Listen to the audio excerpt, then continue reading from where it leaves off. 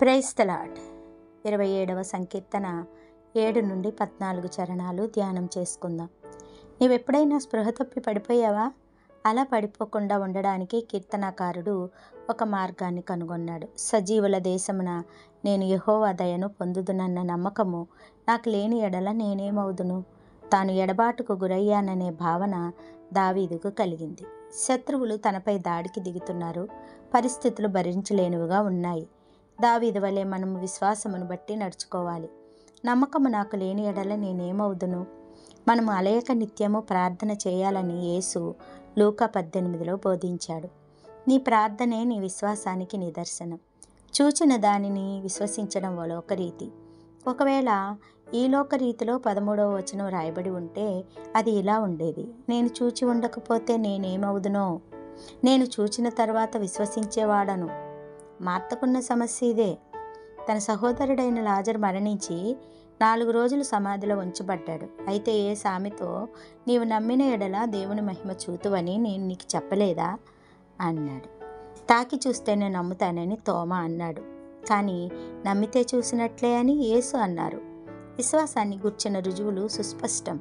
మొదటిగా మనము ప్రభువును వెతుకుతున్నాము.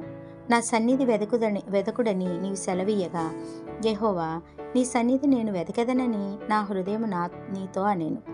నీ విశ్వాసము కట్టబడి విశ్వాసాన్ని బట్టి నడుచుకుంటూ విశ్వాస పోరాటాన్ని సాగించగోరుతున్నావా?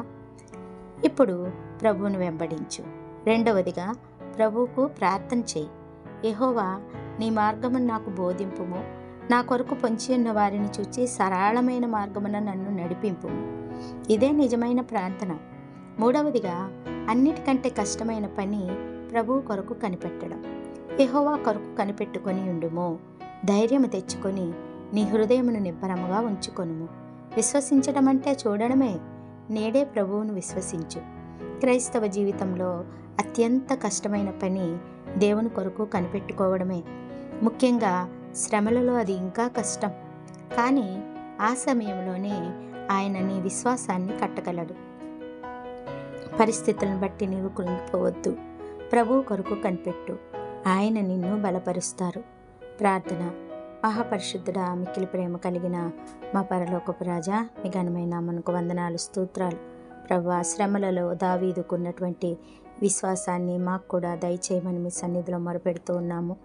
ప్రభువా, విశ్వాసమే మాత్రమే కాకుండా ప్రభువా, ప్రార్థన మా జీవితంలో కలిగి ఉండడానికి మీరిచ్చే జవాబు కొరకు మేము నా తండ్రి సహనంతో ఎదురు చూసేవారుగా కృప దయచేయమని, మీ కృప కొరకు కనిపెట్టుకునే వారముగా ఉండుటకు మాకు ధైర్యమును ప్రభువా, నిబ్బరమైన హృదయమును మాకు దయచేయమని యేసు పరిశుద్ధ నామమున ప్రార్థించి వేడుకుంటున్నాం తండ్రి. ఆమెన్. God bless you.